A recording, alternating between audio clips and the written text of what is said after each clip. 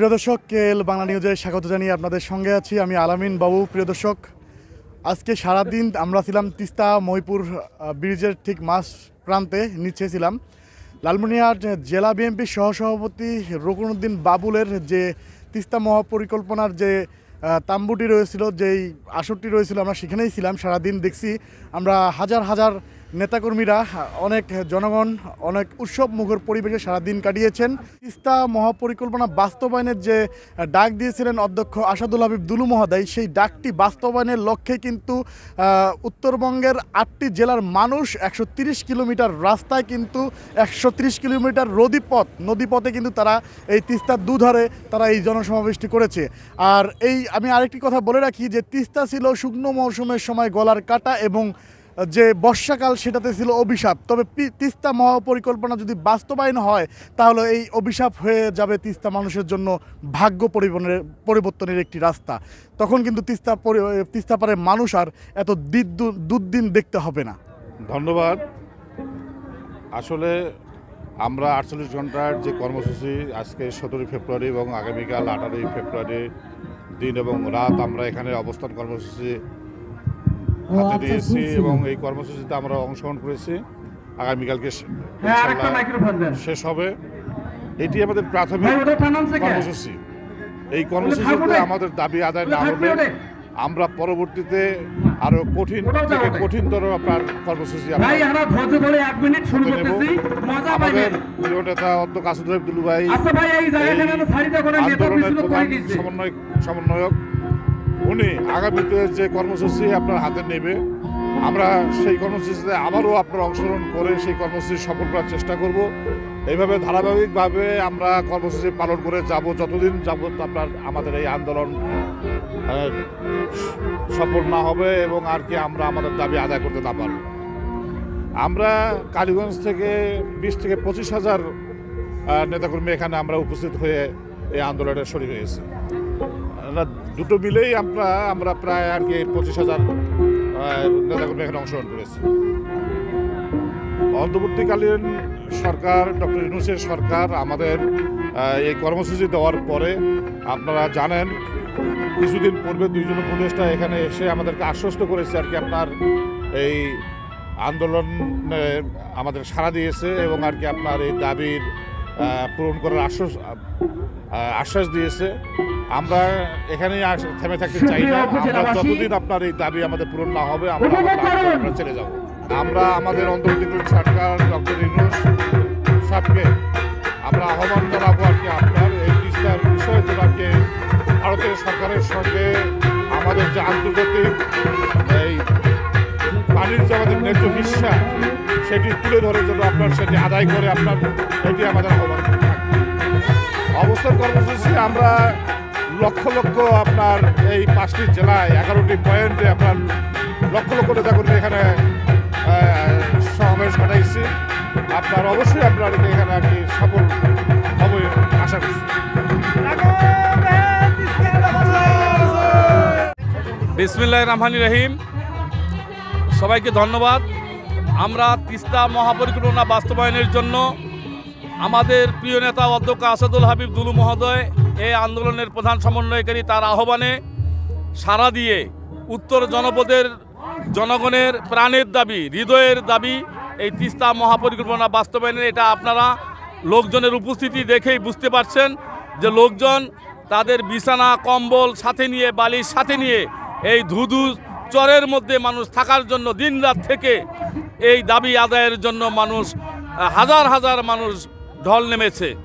তা আমরা এই পরিকল্পনা বাস্তবায়নের জন্য, এই দাবি আদায় আন্দোলনের জন্য আমরা সাধারণ মানুষের জন্য দল মত নির্বিশেষে যারা আসছে তাদের জন্য আমরা অতি সাধারণ সবজি খিচুড়ির আয়োজন করেছি। আমরা এখানে মোট 5 বেলা সবজি খিচুড়ি খাওয়াবো। তারপর এখানে চিকিৎসা সেবা দেওয়ার জন্য মেডিকেল টিম আছে, এখানে আমাদের সাংবাদিকদের জন্য ব্যবস্থা আছে, প্রশাসনিক টিম আছে, নামাজ ঘর আছে, সব ধরনের ব্যবস্থা আমরা এখানে রেখেছি, যেটা অতীব প্রয়োজনীয়। কারণ এখানে সবাই নিজ নিজ অবস্থান থেকে ত্যাগ স্বীকার করার জন্য, কষ্ট স্বীকার করার জন্য দাবি আদায় করতে এখানে স্বতঃস্ফূর্তভাবে স্বেচ্ছায় সবাই এসেছে। আমরা শুধু আহ্বান করেছি। আমরা কালীগঞ্জ থেকে 20 থেকে 25,000 নেতাকর্মী এই চরে অবস্থান করছি। আপনারা দেখছেন যে লোকে লোকারণ্য হয়ে গেছে।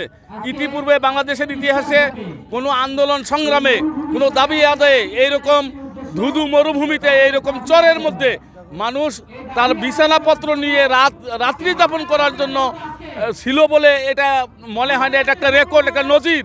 সারা পৃথিবী এই নজির দেখবে এবং আমরা আশা করি এই দৃষ্টান্তমূলক আন্দোলনের মধ্য দিয়ে আমরা আমাদের এই মেগা প্রজেক্ট আদায় করে ছাড়বো ইনশাল্লাহ। ধন্যবাদ।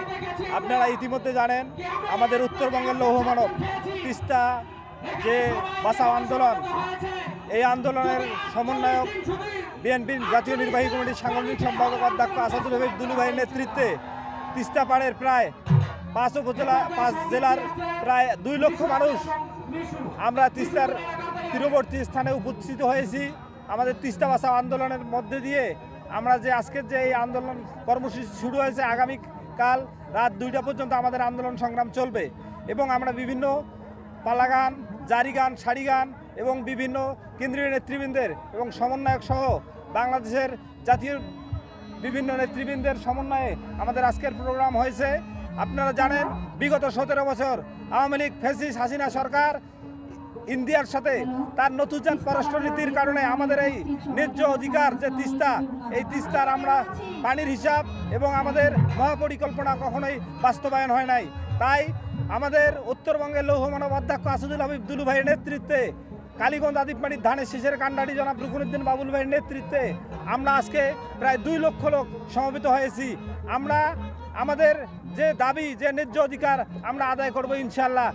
আমরা যতক্ষণ পর্যন্ত আমরা আমাদের আদায়, আমাদের যে অধিকার এটা আমরা পাবো না, আমাদের তিস্তা মহাপরিকল্পনার ঘোষণা আসবে না, ততক্ষণ আমাদের পর্যায়ক্রমে আমাদের আন্দোলন সংগ্রাম কঠোর থেকে কঠোরতর হবে ইনশাল্লাহ। ধন্যবাদ। আপনারা জানেন এই তিস্তা পাড়ের এই রংপুরের 5টি জেলার লক্ষ লক্ষ মানুষ, হাজার হাজার মানুষ আজকের এই তিস্তা পাড়ে, তিস্তা তীরবর্তী অঞ্চলে, আজকে তিস্তা নদীর পাড়ে এই লক্ষ লক্ষ মানুষের এই সমাবেশ আপনারা ইতিমধ্যে অবগত হয়েছেন। এই 48 ঘন্টার যে আন্দোলনের ডাক দেওয়া হচ্ছে, তিস্তা নদী রক্ষা আন্দোলন, এই তিস্তা প্রকল্প বাস্তবায়নের লক্ষ্যে আজকের এই আন্দোলন।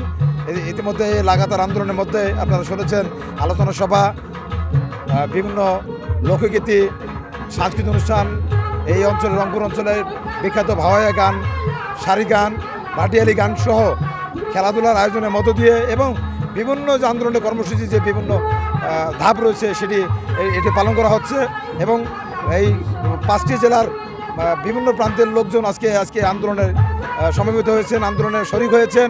আমরা আশা করছি আগামী দিন আমাদের এই আন্দোলন চলবে, আগামী দিন মধ্যরাত পর্যন্ত এই আন্দোলনের কর্মসূচি চলমান থাকবে বলে আমরা জানি। আমাদের এই আন্দোলনের প্রধান সমন্বয়কারী অধ্যক্ষ আসাদুল হাবিব দুলু ভাইয়ের ডাকে বা দুলু ভাইয়ের নেতৃত্বে এই অঞ্চলের মানুষ, লক্ষ লক্ষ মানুষ এই তিস্তা পাড়ে সমবেত হয়েছে। আমরা আশাবাদী এই বর্তমান অন্তর্বর্তীকালীন সরকারের মাধ্যমেই এই আমাদের তিস্তা মেগা প্রজেক্ট বাস্তবায়ন হবে এবং ভারত থেকে যে ন্যায্য ইচ্ছা পানি, যে তিস্তার ভাঙ্গন রোধ সহ তিস্তার আগামী দিনে এই তিস্তার যে আমাদের অভিশাপ রয়েছে, এই অভিশাপ থেকে আমরা মুক্তি পাবো। নিশ্চয় নয়, আমরা আমাদের আন্দোলন চলমান থাকবে। আমাদের নেতা এই লালমিনহাট জেলাবাসীর অভিসংবাদিত নেতা অধ্যক্ষ আসাদুল হাবিব দুলু ভাইয়ের নির্দেশে বা নেতৃত্বে আমরা মাঠে আছি এবং তিস্তা এই ন্যায্য হিসাবে তিস্তার প্রকল্প বাস্তবায়ন না হওয়া পর্যন্ত আমরা রাজপথ ছাড়বো না। আমরা তিস্তা পার আমরা শুধু 2 দিন নয়, যতক্ষণ পর্যন্ত সরকারের ঊর্ধ্বতন কর্মকর্তার আমরা ঊর্ধ্বতন মহল থেকে আমরা আশ্বস্ত হব না, তখন আমাদের আন্দোলন চলমান থাকবে এবং আমাদের আদিতমারি কালীগঞ্জের ধানের শীষের কান্ডারি লালমিনহাট জেলা বিএনপির সংগ্রামী সহসভাপতি, তার নেতৃত্বে জনাব রুকনুদ্দিন বাবুল ভাইয়ের নেতৃত্বে আদিতমারি কালীগঞ্জের হাজার হাজার মানুষ, আপনারা জানেন আদিতমারি উপজেলা মহিষকোচা এবং কালীগঞ্জ উপজেলার এই যে মহিপুর সেতুতে, মহিপুর তিস্তা ব্রিজের নিচে হাজার হাজার মানুষের সমবেত হয়েছে। আমরা আশাবাদী আগামীকাল আমাদের এই সরকারের উচ্চ মহল থেকে একটা আশ্বস্ত করা হবে তিস্তা মেগা প্রজেক্ট এবং তিস্তার তীরবর্তী মানুষের এই মুক্তির জন্য আমরা আন্দোলন চলমান থাকবে।